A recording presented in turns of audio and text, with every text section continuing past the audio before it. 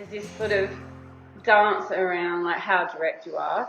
We talked about before, like I like to say that my baby died, and that I don't see a wrong with using the word death or died. But if they'd ask, whether I had a child or whether what was going on, I'd sort of disappear inside myself for like what felt like ages and go, do I tell them that Eli just died? Does that mean I get to tell them all about Eli? No, I should, and have the whole conversation before I go. Well, no, I've got to be honest. I had a son, he died, and you could see a lot of these guys would be like, not really know how to react, and then a lot of them were like, welcome to the team, welcome to the family. So yeah.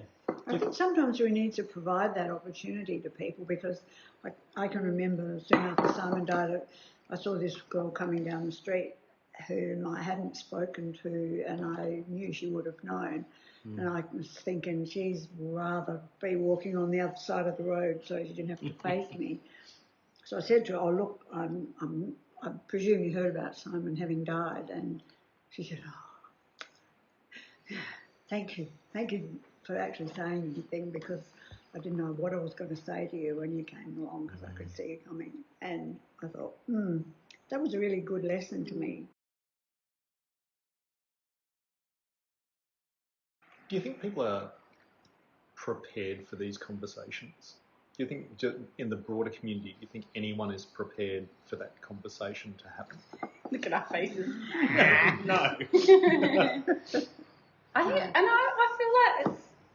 like it's just going to sound maybe a bit weird, but I feel like if we were, and there wasn't that scramble, like Brad said, you go inside yourself and scramble, how much do I share, what's a burden to them, what's important to me, what's honest. It's like, don't I have, like, you're grieving the loss of your husband or your child or whoever it is. Like, you kind of can't really say the wrong, like, just say what you're going to say. And there's so many things in all of this. There's love, there's joy, there's despair.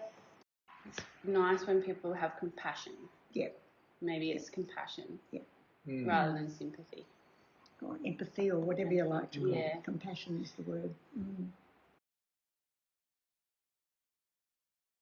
That was probably the hardest thing, was people looking to you for permission around what you do and don't say or do, and I want to do something, I need to do something to feel better, tell me what can I do, and you're like, I don't even know how to get out of bed, like, can you not just think of something nice to do? I had someone came to visit, and she said, Chris, I don't know what to do,